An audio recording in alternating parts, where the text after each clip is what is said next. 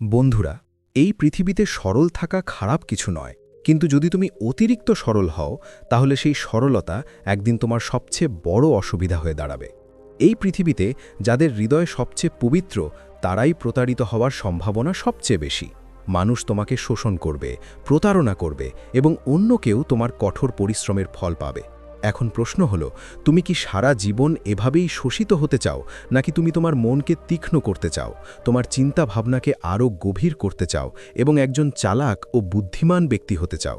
যদি তুমি এই পৃথিবীতে সম্মান, সাফল্য এবং সম্পদ চাও, তাহলে তোমার সরলতা ত্যাগ করো এবং ধূর্ত হও।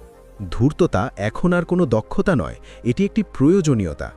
আজ আমি 12টি সোনালী নিয়ম শেয়ার করতে যাচ্ছি, যা তোমার চিন্তাভাবনা, তোমার মনোভাব এবং তোমার সমগ্র জীবনকে বদলে দিতে পারে। এই নিয়মগুলি সেই প্রাচীন শক্তি ধারণ করে যা রাজা, যোদ্ধা এবং নেতাদের বিশ্বের বাকি অংশ থেকে আলাদা করেছিল। তাই মনোযোগ সহকারে শুনো এবং নিজেকে একজন বুদ্ধিমান, শক্তিশালী এবং সম্মানিত ব্যক্তিত্বে পরিণত করার জন্য প্রস্তুত হও। 1 নম্বর নিয়ম: তোমার দুর্বলতা কাউকে দেখাও না, না হলে মানুষ তোমার সুবিধা নেবে। এই পৃথিবীতে সবারই হাসি থাকে, কিন্তু প্রতিটি হাসির স্পষ্ট উদ্দেশ্য থাকে না। যদি তুমি তোমার কষ্টের কথা সবাইকে বলো, তাহলে বেশিরভাগ মানুষ শুধু শুনবে, কিন্তু কেউ বুঝতে পারবে না। কেউ কেউ তোমার কষ্টকে অস্ত্রে পরিণত করবে এবং সময় এলে তোমাকে হতাশ করার জন্য তা ব্যবহার করবে। মনে রাখবেন, পৃথিবী তোমার ভেতরে কতটা আন্তরিকতা পরোয়া করে না। তারা কেবল বাইরের একজন দুর্বল ব্যক্তিকে চায়, যার উপর চাপ প্রয়োগ করা যেতে পারে এবং সুবিধা নেওয়া যেতে পারে। অতএব তোমার দুর্বলতাগুলি লুকিয়ে রেখো না, বরং সেগুলোকে আলিঙ্গন করো। এটাকে তোমার শক্তি বানাও, এমন একটা আগুন যা তোমাকে শক্তিশালী করে, অন্য কারো হাতে স্ফুলিঙ্গ নয়। সবাইকে সবকিছু বলো না, প্রত্যেক কষ্ট সবার সামনে প্রকাশ করো না, কারণ যখন মানুষ জানে কোন বোতাম তোমাকে ভেঙে ফেলতে পারে, বিশ্বাস করো তারা সেই বোতামটিই টিপবে।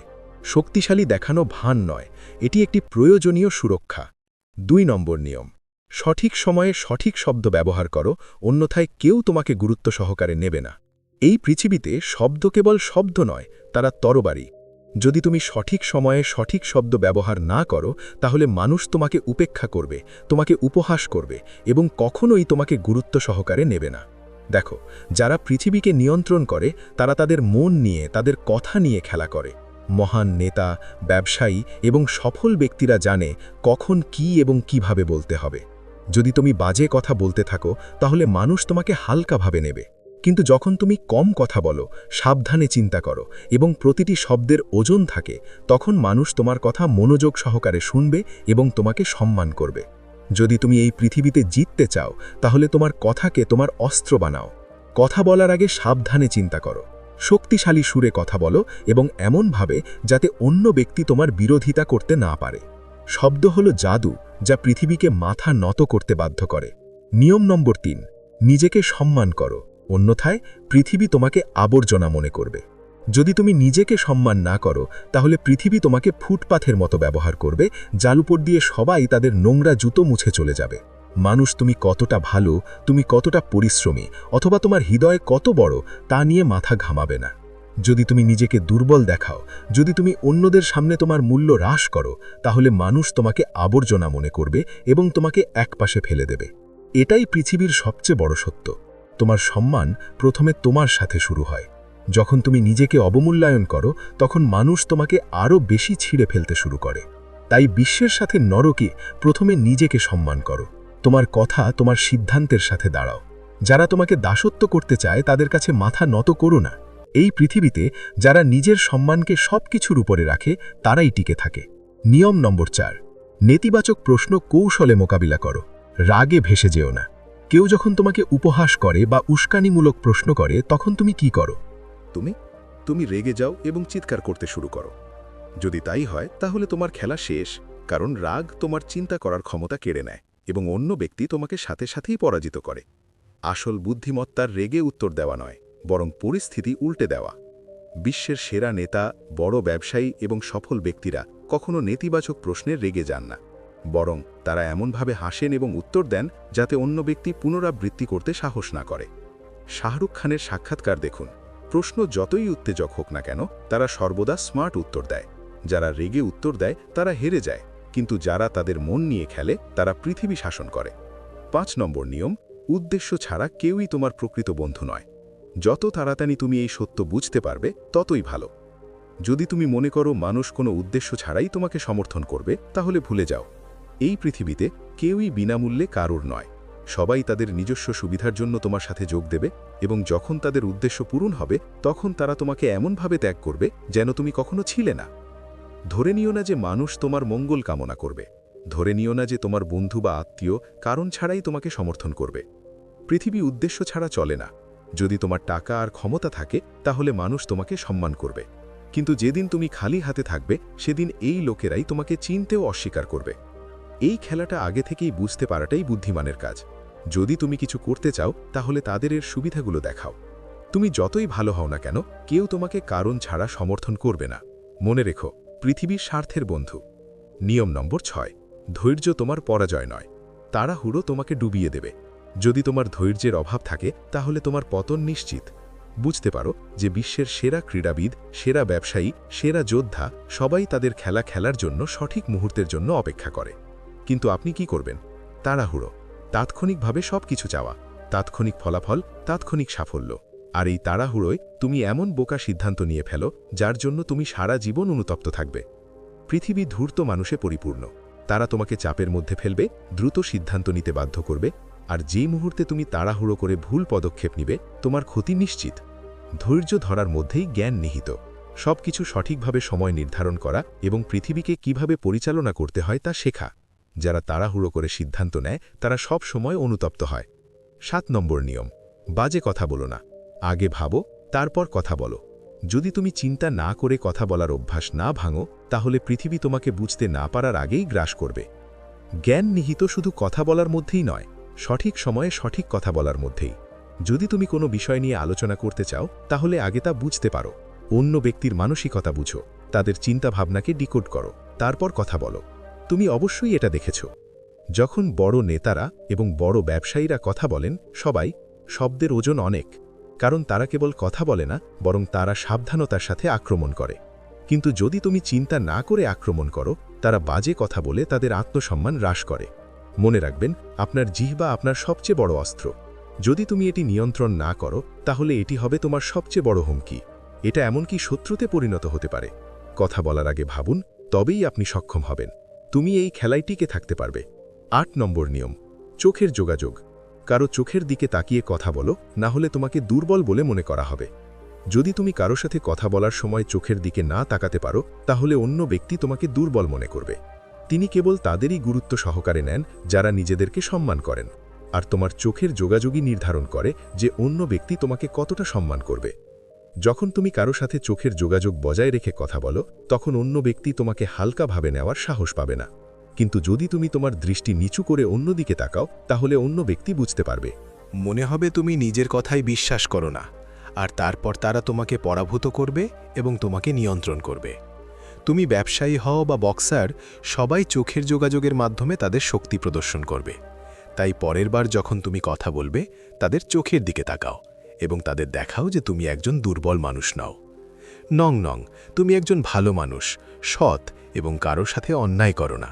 তার মানে এই নয় যে পৃথিবী তোমাকে পরিত্যাগ করবে।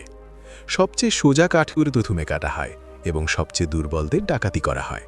যদি তুমি ভীত, দ্বিধাগ্রস্ত অথবা খুব বেশি সরল হও তাহলে পৃথিবী তোমাকে চিবিয়ে খাবে। তোমার কাছে অনুশোচনা ছাড়া আর কিছুই থাকবে না। তাই মনে রেখো, পৃথিবী তোমার সত্য দেখে না, এটা তোমার ভাবমূর্তি দেখে।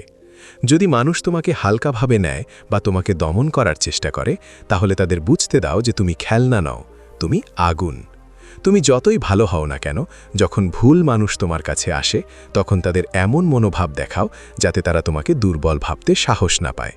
অন্যথায় একদিন তুমি তোমার শক্তি না দেখানোর জন্য নিজেকে ঘৃণা করবে। নিয়ম নম্বর 10, নিজের সীমা নির্ধারণ করো না, অন্যথায় তুমি সেখানেই আটকে থাকবে। যদি তুমি নিজেকে নিশ্চিত হতে দাও যে এটাই তোমার পক্ষে সম্ভব, তাহলে তুমি আর কখনো বেশি কিছু করতে পারবে না। পৃথিবীর সব বড় নাম তাদের নিজস্ব সীমা ভেঙেছে। তারা নিজেদের চ্যালেঞ্জ করেছে, নিজেদের সাথে লড়াই করেছে এবং তাদের সীমা ঠেলে দিয়েছে। কারণ যখন তুমি তোমার সীমা অতিক্রম করো তখনই উন্নতি শুরু হয়। সেখানেই প্রকৃত শক্তি তৈরি হয়। যা তোমাকে ভয় দেখায়, যা কঠিন বলে মনে হয়, তা তোমাকে সবচেয়ে শক্তিশালী করে তুলতে পারে। যদি তুমি এর থেকে পালানোর পরিবর্তে এর মুখোমুখি হও, মনে রেখো তোমার সীমা ভেঙে ফেলো, অন্যথায় পৃথিবী তোমাকে একটি নির্দিষ্ট বাক্সে আটকে রাখবে এবং তুমি সেখানেই পচে যাবে।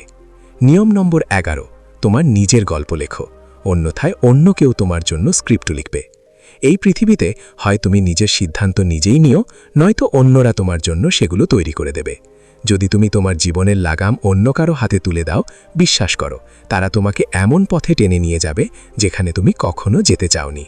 তোমার গল্প তোমার নয় যতক্ষণ না তোমার ইচ্ছা লেখা থাকে। অতএব তোমার জীবনকে গুরুত্ব সহকারে নাও। তুমি নিজেই সিদ্ধান্ত নাও তুমি কি করতে চাও, নিজেই সিদ্ধান্ত নাও তুমি কি হতে চাও। অন্যথায় একদিন তুমি অন্য কারো পরিকল্পনার অংশ হয়ে যাবে এবং তোমার নিজস্ব পরিচয় হারিয়ে যাবে। বিশ্বের প্রতিটি নেতা তাদের নিজস্ব গল্প লিখে রেখেছে, এখন তোমার পালা। নিয়ম নম্বর 12, নির্লজ্জ এবং লক্ষ্যহীন মানুষদের থেকে দূরে থাকো, অন্যথায় তুমিও ধ্বংস হয়ে যাবে। যদি তুমি এমন লোকদের সাথে মেলামেশা করো যাদের কোনো লক্ষ্য নেই, কোনো স্বপ্ন নেই, তাহলে তুমি তোমার নিজের স্বপ্নের কবর খনন করছো, কারণ এই পৃথিবী তোমাকে তোমার সাথে চলার পথে একই পথে ঠেলে দেবে। যদি তুমি একজন অকেজো, অসাবধান, দৃষ্টিহীন ব্যক্তির সাথে থাকো, তাহলে শীঘ্রই তুমি নিজেকে একই পরিস্থিতিতে খুঁজে পাবে। বুঝতে পারো যে তুমি যদি সিংহের দলে থাকো তাহলে তুমি শিকার করতে শিখবে, কিন্তু যদি তুমি গাধার সাথে থাকো তাহলে তোমাকে কেবল লাথি মারবে। তাই নিজেকে এমন লোকদের সাথে ঘিরে রাখো যারা এগিয়ে যেতে চায় এবং তাদের স্বপ্নের প্রতি আগ্রহী। তোমার সঙ্গ তোমার ভবিষ্যৎ নির্ধারণ করবে, তাই বিজ্ঞতার সাথে চিন্তা করো এবং সঠিক মানুষদের রাখো, অন্যথায় এই পৃথিবী তোমাকে ধ্বংস করে দেবে, এমনকি তুমি বুঝতেও পারবে না। এখন শেষ একটা কিন্তু সবচেয়ে গুরুত্বপূর্ণ বিষয়, যদি তুমি এখনও প্রতিটি সিদ্ধান্ত কেবল তোমার হৃদয় থেকে নাও, তাহলে এই পৃথিবী তোমাকে ব্যবহার করবে এবং তোমাকে ছেড়ে চলে যাবে, এমনকি তুমি বুঝতেও পারবে না। এই পৃথিবীতে যাদের হৃদয় সবচেয়ে পবিত্র তারাই সবচেয়ে বেশি প্রতারিত।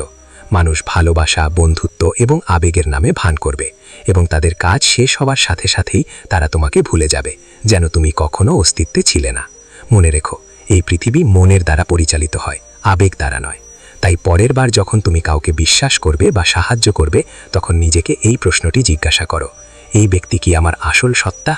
আপনার দয়ার সুযোগ নিচ্ছে।